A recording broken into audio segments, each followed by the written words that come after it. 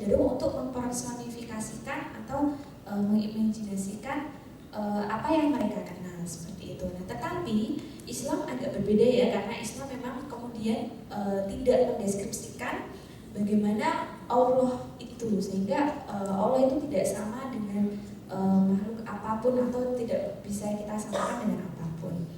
Nah, berkaitan dengan apa itu namanya memberikan gambaran tentang Allah kepada anak-anak, Profesor Malik tadi menekankan kepada kita bahwa apa itu namanya cara mengajarkan Allah kepada anak ini harus betul-betul diperhatikan, sebab anak-anak memiliki imajinasi itu tadi. Sebagai gambaran betapa besarnya imajinasi anak-anak, Profesor Malik mengatakan bahwa jika kita menceritakan cerita kepada anak-anak, anak-anak itu dapat membayangkan cerita tersebut dengan baik, sehingga seolah-olah cerita itu adalah sebuah realitas. Jadi kalau misalnya nanti ada monster yang akan makan telinga kamu gitu, anak-anak itu bisa membayangkan seperti itu. Nah, kemudian Profesor Malik tadi sedikit banyak bercerita tentang masa kecilnya, bagaimana beliau itu waktu kecil itu membayangkan Allah itu seperti apa. Jadi dahulu Profesor Malik pernah diajak pergi oleh keluarganya ke desa dengan menggunakan apa itu namanya kereta api seperti itu. Nah, kemudian beliau naik kereta api itu bersama dengan keluarga besarnya. Kemudian salah satu dari keluarganya Profesor Malik itu bertanya, apakah yang lebih cepat dari kereta ini gitu kan? Karena Profesor Malik itu waktu itu merasa bahwa kereta di Sudan itu sangat lambat seperti itu kan. Jadi beliau yang masih anak-anak itu menjawabnya bahwa yang lebih cepat dari kereta ini adalah mobil itu, karena ada mobil yang lagi ngebut gitu kan, jauh lebih cepat daripada kereta. Kemudian ditanya lagi, kalau yang lebih cepat dari mobil itu tadi apa gitu kan? Kemudian menjawabnya adalah pesawat terbang. Kemudian beliau ditanya lagi, kalau yang lebih cepat dari pesawat terbang itu apa gitu kan? Kemudian Profesor Malik yang waktu itu masih anak-anak menjawab bahwa yang lebih cepat dari pesawat terbang itu ya Allah gitu kan. Kemudian keluarganya tertawa, saya mengatakan, oh Profesor Malik ini pintar gitu kan, anak-anak yang pintar. Nah, tetapi pada waktu anak-anak tersebut, Profesor Malik membayangkan bahwa Allah itu adalah manusia raksasa gitu ya, yang sekali melangkah itu tuh satu desa itu terlampaui seperti itu. Nah, sehingga hal ini kemudian menjadi penting, bagaimana kita menanamkan kecintaan anak-anak terhadap Allah. Jangan sampai kita itu mengatakan kepada anak-anak bahwa Allah itu adalah punisher atau penghukum, yang kalau misalnya anak-anak itu berbuat nakal maka Allah akan menghukum, sehingga anak-anak itu kemudian berpikir bahwa Allah kok pekerjaannya itu hanya menghukum orang gitu kan, tidak muncul di situ konsep rahmah atau cinta Allah kepada manusia atau kepada umatnya. This is a very important aspect which we have neglected. We need to inculcate in our children that the love of Allah requires us to obey Allah. But if we do not obey Allah all the time, it does not mean that Allah does not love us or that we do not love Allah. The Wahhabis, the Saudis, they hold one verse of the Quran. They repeat. If you ask any of their sheikhs, and I try to do this, love, well, what is love in Islam? He said, there is no love. There is following. Because Allah says in the Quran,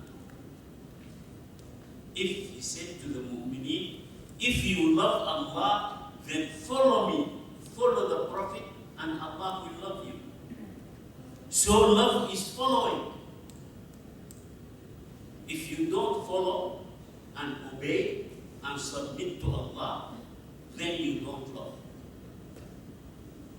So love becomes what? it becomes submission.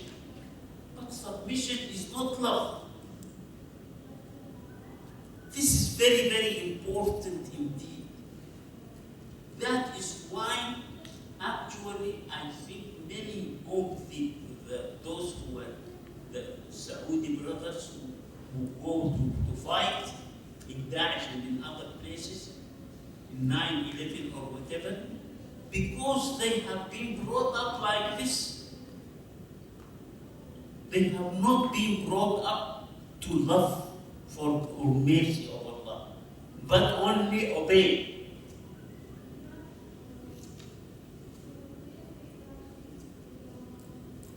Is it possible for a person, because when you say love is submission, is obeying, you are constricting love. We at times submit and obey our boss, but we hate him. Isn't it? You work in a company, and then the head of the company asks you to his office because you did not do some work. And he says to you, "You stupid fool, why didn't you do so and so and so?" And then you submit. "Oh, I'm sorry, I will do it so and so and so. Never mind, sir, it's okay." With your heart, you wish you would take your hand and strangle him until you kill him, or take the chair and hit him on his head. But you smile, you obey, you submit. You hate, but you submit. Submission is not love. And then at times, you love your father. Your father tells you, "Don't do so and so." But you cannot stop it. He knew that you smoke. "Don't smoke, son." "Okay, father," but you go and you smoke in the bathroom. Does this mean you don't love your father? You love him greatly, but you cannot obey. So I want you, this is very important indeed. What I am saying is very important. Listen to this hadith of the Prophet. One of the Sahaba, after alcohol had been prevented, khamr, wine, was khalas, no more in Islam, haram. But this Sahabi, he used to make jokes that make the Prophet laugh. And then this Sahabi, he continues drinking. Then they caught him once, he was drunk. They caught him, and then they punished him. So Sahaba came, the Prophet said, "Beat him." They beat him. Then another month, again they caught him. So one of the Sahaba, I think it was Umar ibn al-Khattab, he said to him, "You, la'anak, may Allah curse you. Every time they catch you drinking alcohol." The Prophet said to him, "Don't curse. This is a man who loves Allah and His Prophet." And in another form of the hadith, authenticated by Bukhari, the Prophet said, "Don't curse him. He is a man whom Allah and His Prophet love. Allah loves him, and the Prophet loves him, and he's taking alcohol."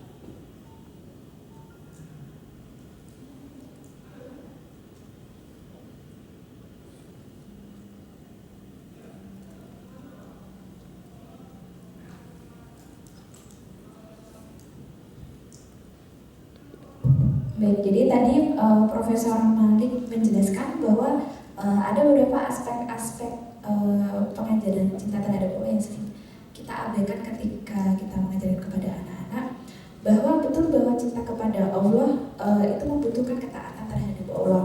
Tetapi apabila kita tidak taat kepada Allah, maka itu juga tidak berarti kita tidak mencintai Allah seperti itu. Nah, ini memang agak berbeda dengan pendapat dari kaum Wahabi yang mengatakan bahwa cinta kepada Allah itu tidak ada, yang ada adalah ketaatan. Sebab di dalam Al-Quran dijelaskan jika mencintai Allah maka taatlah kepada Allah, maka Allah akan mencintaimu. Nah, menurut Profesor Malik hal yang demikian, maka cinta itu akan menjadi submission atau sekedar ketundukan saja. Tetapi ketundukan itu bukanlah cinta. Contohnya tadi Profesor Malik karena kalau di Saudi itu kalau setahu saya memang pahamnya adalah paham Wahabi begitu ya. Jadi yang dilakukan di sana itu bahwa yang ada itu adalah ketundukan atau kepatuhan dan ketaatan kepada Allah, tetapi tidak diajarkan bahwa Allah itu Maha Pengasih dan Maha Penyayang seperti itu. Kemudian Profesor Malik tadi menanyakan, apakah hal ini mungkin bagi manusia hanya sekedar taat tapi tidak memiliki cinta seperti itu? Apakah mungkin misalnya tadi Profesor Malik memberikan ilustrasi, apakah mungkin kita itu patuh kepada bos kita tapi kita benci kepadanya? Nah, seringkali yang terjadi betul bahwa kita benci terhadap bos kita itu, tapi kita tetap melakukan apa yang ia minta, tapi kita tidak mencintai bos yang menyuruh kita tersebut. Nah, ini sebabnya Profesor Malik submission atau ketundukan atau kepatuhan itu berbeda dengan cinta seperti itu. Nah, contoh yang lainnya lagi adalah misalnya Anda suka merokok, kemudian Bapak Anda itu mengingatkan Anda supaya jangan merokok seperti itu kan, maka di depan Bapak Anda mengatakan iya gitu kan.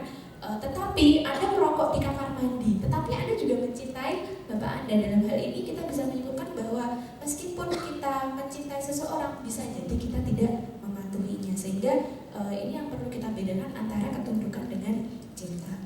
Kemudian tadi Profesor Malik juga menceritakan bahwa di dalam sebuah sirah ada seorang sahabat yang suka minum khamr gitu ya, atau arak atau minuman keras seperti itu. Nah, kemudian khamr ini diharamkan di dalam Islam. Nah, si sahabat ini sudah tahu kalau khamr itu kemudian diharamkan di dalam Islam, ternyata dia masih minum khamr seperti itu. Nah, sahabat ini dibiarkan oleh Rasulullah karena sahabat ini tadi suka membuat lelucon gitu ya yang disukai Rasulullah, sehingga Rasulullah tertawa. Kemudian suatu saat sahabat ini mabuk gitu kan, kemudian dihukum oleh Rasulullah. Bulan berikutnya dia mabuk lagi, dihukum lagi. Bulan berikutnya mabuk lagi, dihukum lagi. Begitu terus berulang-ulang, sehingga kemudian Umar bin Khattab itu protes gitu kan, kenapa kok sahabat ini tuh dibiarkan untuk apa itu namanya tadi minum terus seperti itu. Kemudian Rasulullah menjawab bahwa ini adalah amal yang disukai Allah, dan bahwa orang ini adalah orang yang dicintai oleh Allah karena tadi Rasulullah mencintainya seperti itu. Listen to this story again. Don't think there is any sin that you commit, whatever it is. So long as you believe in Allah subhanahu wa ta'ala,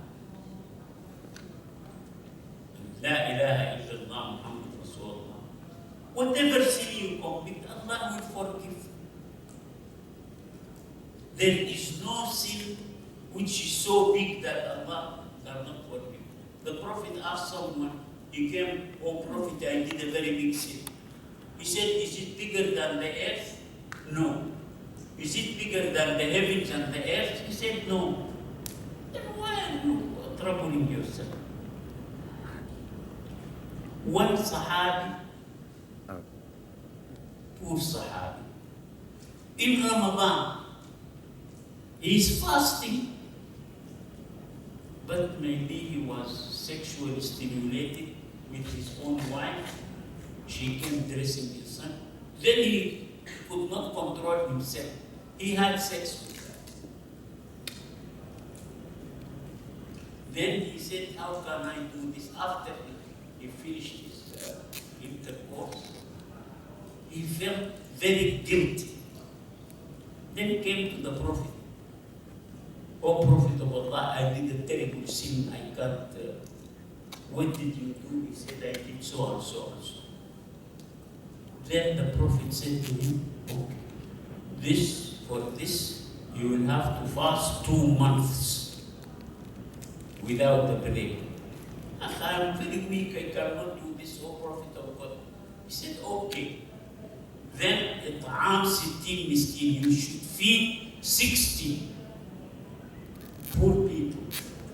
Give them food. This will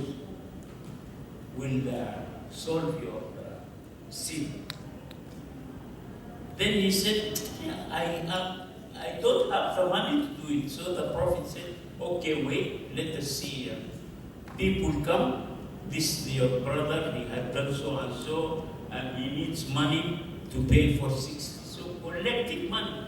They collected the money and gave it to him to feed the 60 people. Then he said, Wallahi ya Rasulullah, if you look in all this city, Medina, you will find nobody who is poorer than me. So give me the money I needed. So the Prophet allowed him to take the money and go. And he smiled and the Sahaba laughed at him. So instead of being punished, he came back home with a lot of money. This is the atmosphere. Because this rahmah, it is from Allah.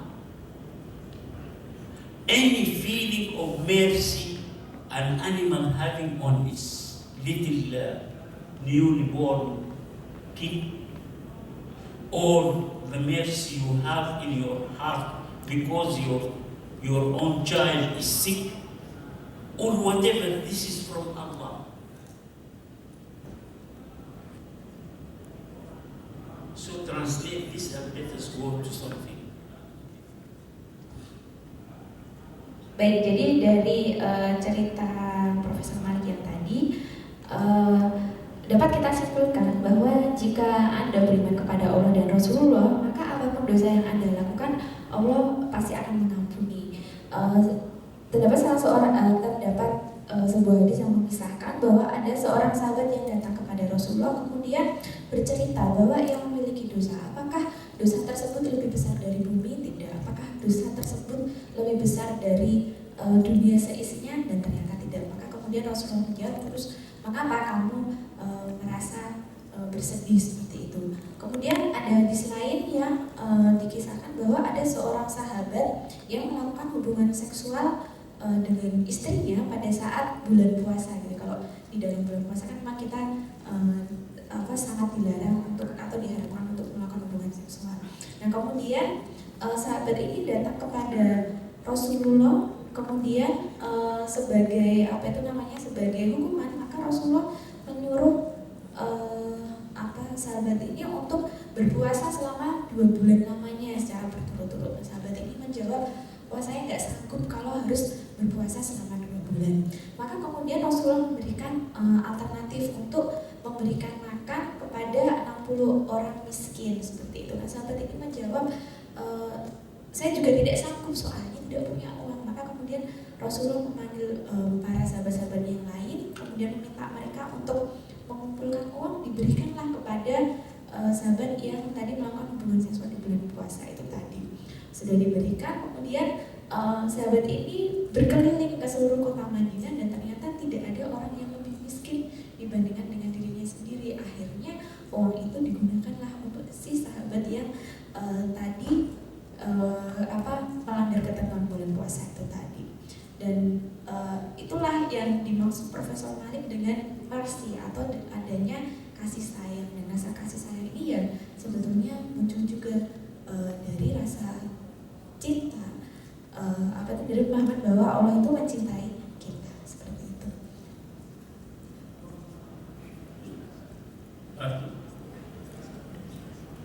Yes, we are going to have, after we finish this session, then we are going to have other cases.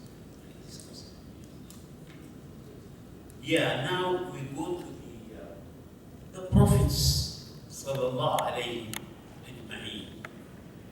They used to have families and to love their families. But Allah tested them in their families. Look at the love of Yaqub to his son, Yusuf, Joseph. He loved him so much to the extent that Allah says in the Quran that he started to say, Ya asafa ala Yusuf. I feel sorry for losing Yusuf, until from this sadness, his eyes widened, he lost his eyesight. Allah is telling us how emotions can destroy the body. Today in medicine we call it psychosomatic, the effect of the psyche over the body. It is called psychosomatic disorders. Physical disorders caused by emotion. So here, Sayyidina Yaqub, he kept for years remembering Yusuf. Look at this love. And the Prophet ﷺ, his love for his wife Aisha. Some Sahabi asked the Prophet, O Prophet of God, who is the most beloved person to you? He said, Aisha. Then he said, and who is next?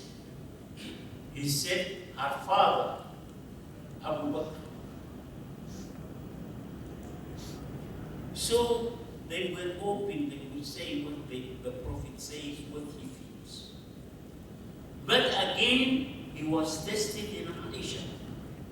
We read in the Quran, Hadith al-Ifk, and how people have accused the Sayyidah Aisha. And the Prophet has had the most difficult emotional stress in his life concerning her.